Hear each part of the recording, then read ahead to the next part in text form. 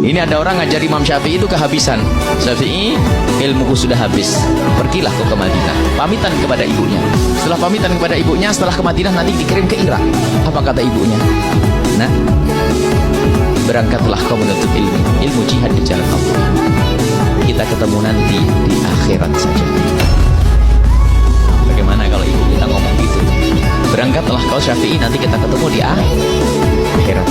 Imam Syafi'i ke Madinah, lalu berangkat ke Irak. Di Irak tuh Imam Syafi'i bukan setahun 2 tahun, karena takut pulang ke rumah nggak berani, karena belum dipanggil sama ibunya. Di Irak menjadi orang alim besar, sehingga setiap rombongan dari Irak haji, ibunya Imam Syafi'i datang ikut haji juga. Suatu ketika ada halaqah besar di Masjidil Haram, ada seorang alim besar dari Irak sebentar-sebentar berkata, qala Muhammad bin Idris Asy-Syafi'i, qala Muhammad bin Idris, berkata Muhammad bin Idris Asy-Syafi'i. Ibunya Imam Syafi'i itu bingung, siapa Muhammad bin Idris itu? Akhirnya ditanya, ya Syekh, siapa Muhammad bin Idris Asy-Syafi'i? Sang Syekh dengan penuh kebanggaan, dia adalah guruku, seorang alim yang ada di Irak, asalnya dari Mekah ini. Ibunya kaget, ketahuilah ya Syekh, Muhammad bin Idris Asy-Syafi'i adalah anakku. Hah? Ibunya masih ada? Iya, Muhammad bin Idris Asy-Syafi'i adalah anakku. Akhirnya dihormati ibunya Imam Syafi'i. Terus apa pesanmu untuk Syafi'i? Pesanku untuk Syafi'i, kalau memang Syafi'i pengen pulang, Syafi'i boleh pulang. Baru disampaikan kepada Imam Syafi'i bahwasanya Syafi'i boleh pulang. Dulu janjinya ketemu di akhirat. Artinya sudah tidak harapan ketemu di dunia kayak gitu. Karena tidak ada telepon, tidak ada SMS, tidak ada. Akhirnya disampaikan kepada Imam Syafi'i, langsung bergegas Imam Syafi'i pulang. Karena Imam Syafi'i itu kiai gede, ulama kelas nasional, internasional waktu itu, sehingga syairnya Imam Syafi'i itu kalau dibawa ke Mekah langsung tersebar ke penjuru dunia.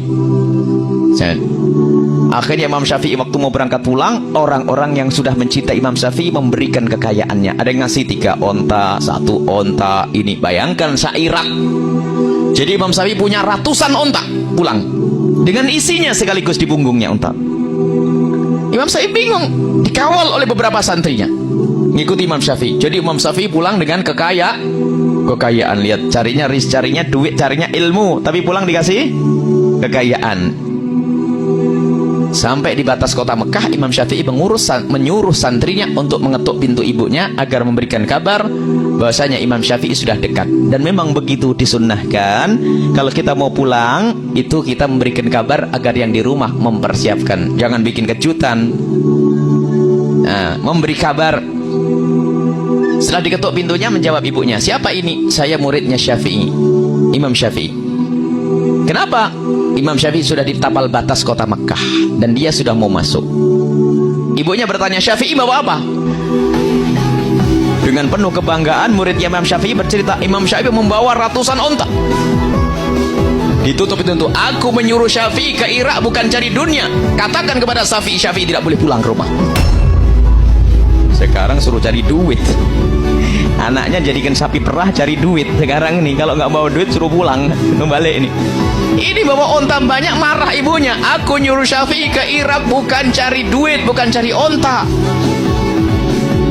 Akhirnya sampaikan Imam Syafi'i, gemeteran dia nyampaikan, ya Imam Syafi'i, ibumu marah. Kenapa? Ibu bertanya Syafi'i bawa apa? Terus, ya aku bercerita kamu bawa onta yang banyak. Salah kamu, jangan ngomong itu. Baik, sekarang aku panggil warga Mekah. Semua ontanya, hartanya dibagikan kepada semua penghuni Mekah. Yang ada hanya kitab saja. Sampaikan kepada ibuku. Dikentuk, siapa ini? Aku muridnya Syafi'i. Kenapa? Ontanya Syafi'i sudah dibagikan semuanya, yang tertinggal hanya kitabnya saja dan ilmunya. Ya sudah, kalau begitu Syafi'i aku tunggu. Allah.